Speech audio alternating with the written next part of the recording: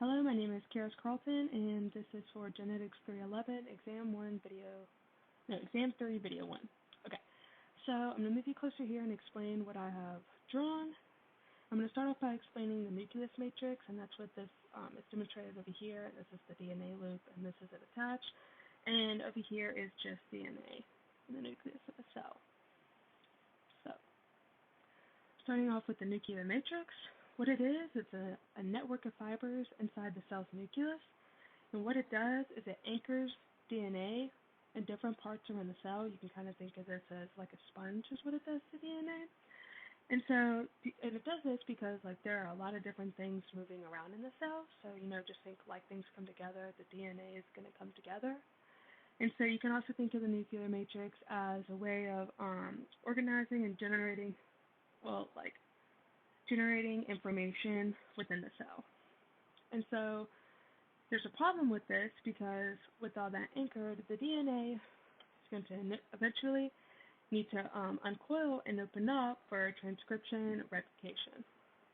So to do this, you have to think over here it is still attached, like demonstrated here, DNA loop. And so it's going to start uncoiling, supercoiling, because tension builds up here.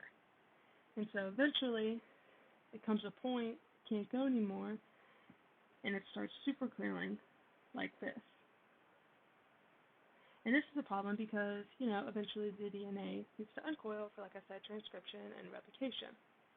And so what this does is it causes it to get really tight and not up. And this causes the supercoiling.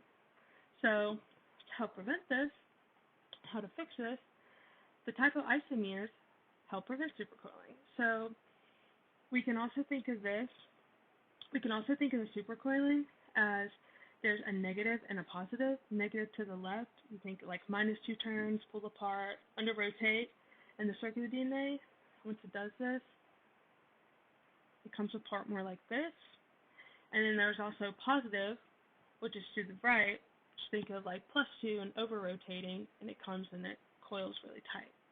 So back again to the type of isomers, what they can do is they come along the DNA, cut it, and put it back together. And it cuts it so it does not knot up. And since it's under the control of the torsional stress and everything, and it is because of the replication and transcription.